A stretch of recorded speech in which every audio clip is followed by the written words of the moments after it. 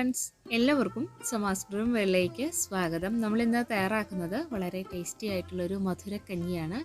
അപ്പോൾ അതിനായിട്ട് ഒരു അര ഗ്ലാസ് പച്ചരി എടുത്തിട്ടുണ്ട്. അതുപോലെ തന്നെ ഒരു അര ഗ്ലാസ് ചെറുപയർ പരിപ്പ് കൂടെ എടുത്തിട്ടുണ്ട്. ഇത് രണ്ടും കുറച്ച് സമയം വെള്ളത്തിൽ കുതിർത്തതിന് ശേഷം നമുക്കിത് നന്നായി തന്നെ കഴുകി വൃത്തിയാക്കിയെടുക്കാം. അടുത്തതായിട്ട് ഇതിലേക്ക് വേണ്ടത് വൻപയറാണ്. ഇത് തലേ ദിവസം തന്നെ വെള്ളത്തിൽ കുതിർത്ത് വെച്ചിട്ടുള്ള വൻപയറാണ്. ഇത് നമുക്ക് കഴുകി എടുത്തിട്ട് വരാം.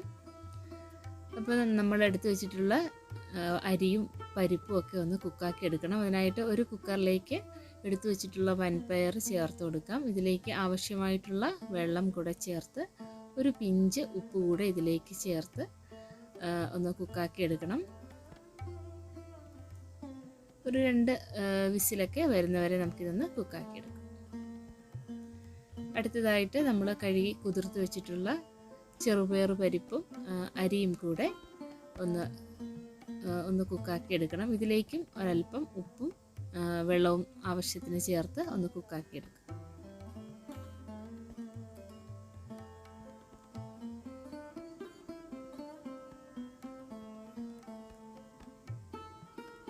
ഇതെല്ലാം കുക്കായി വരുന്ന സമയത്തിന് നമുക്കിതിലേക്കുള്ളൊരു ശർക്കര പാനി തയ്യാറാക്കാം. അതിനായിട്ട് ഒരു 2 അച്ച് ശർക്കര എടുത്തിട്ടുണ്ട്. ഇതിലേക്കും ആവശ്യമായിട്ടുള്ള വെള്ളം ചേർത്തിട്ട് പാനിയാക്കി എടുക്കാം. അടുത്തതായിട്ട് ഒരു മിക്സി ജാറിലേക്ക് നമുക്ക് 1 കപ്പ് തേങ്ങ ചേർത്ത് കൊടുക്കാം. ഇതിലേക്ക് ഫ്ലേവറിനായിട്ട് ഒരു 3-4 ഏലക്ക ചേർത്ത് കൊടുക്കാം.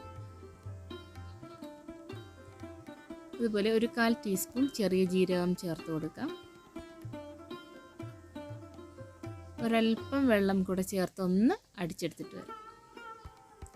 ഇപ്പോൾ ഇതാ നമ്മൾ നേരത്തെ തന്നെ കുക്ക് ചെയ്ത് വെച്ചിട്ടുള്ള ചെറുപയർ പരിപ്പും അരിയും നന്നായി തന്നെ കുക്കായിട്ട് വന്നിട്ടുണ്ട്. ഇതിലേക്ക് നമുക്ക് നേരത്തെ കുക്കാക്കി വെച്ചിട്ടുള്ള വൻപയർ കൂടെ ചേർത്ത് കൊടുക്കാം. അതൊന്ന് ചേർത്ത് നന്നായി മിക്സാക്കി കൊടുക്കാം. ഇനി ഇതിലേക്ക് നമ്മൾ അരച്ചെടുത്തിട്ടുള്ള ഈ ഒരു തേങ്ങയുടെ കൂട്ടുകൂടെ ചേർത്ത് നല്ലതുപോലെ മിക്സാക്കി കൊടുക്കാം.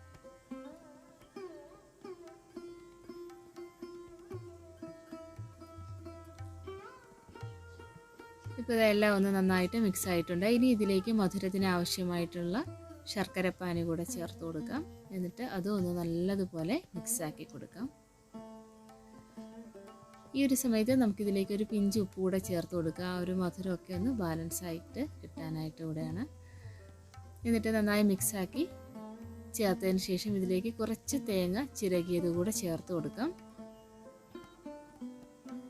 തേങ്ങയുടെ ആ ഒരു അളവ് കുറച്ചധികം നിൽക്കുന്നതാണ് ഈ ഒരു കഞ്ഞിയുടെ ടേസ്റ്റ്. അതുകൊണ്ടാണ് കുറച്ചുകൂടി തേങ്ങ ചേർത്തത്. ഇപ്പോൾ നമ്മുടെ കഞ്ഞിയെല്ലാം നന്നായിട്ട് തിളച്ച് വന്നിട്ടുണ്ട്. ഇനി നമുക്കിതിലേക്കൊന്ന് താളിച്ചു കൂടെ ചേർത്ത് കൊടുക്കാം. ഇത് താളിക്കണം എന്ന് നിർബന്ധമൊന്നുമില്ല. താല്പര്യമുണ്ടെങ്കിൽ ഒരല്പം നെയ്യിൽ നമുക്കിതൊന്ന് താളിച്ചെടുക്കാം. ഞാനിതിലേക്ക് 1 ടീസ്പൂൺ നെയ്യ് ഒഴിച്ചിട്ട് ഇതിലേക്ക് കുറച്ച് കാഷ്യൂനട്ട്സും തേങ്ങാക്കൊത്തും അതുപോലെ കുറച്ച് ചെറിയുള്ളിയുമാണ് താളിക്കാനായിട്ട് എടുത്തിട്ടുള്ളത്. അപ്പോൾ നമ്മൾ അരിഞ്ഞു വെച്ചിട്ടുള്ള ചെറിയുള്ളി ചേർത്ത് കൊടുക്കാം. അതൊന്ന് മൂത്ത് വരുമ്പോൾ നമുക്കിതിലേക്ക് കുറച്ച് തേങ്ങാക്കൊത്ത് കൂടെ ചേർത്ത് കൊടുക്കാം.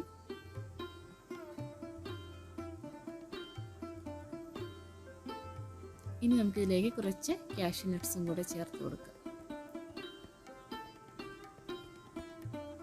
ഇപ്പോൾ ഇതെല്ലാം നന്നായി തന്നെ മൂത്ത് വന്നു തുടങ്ങിയിട്ടുണ്ട്. ഇനി നമുക്ക് ഈ ഒരു കഞ്ഞിയിലേക്ക് ഇത് ചേർത്ത് കൊടുക്കാം.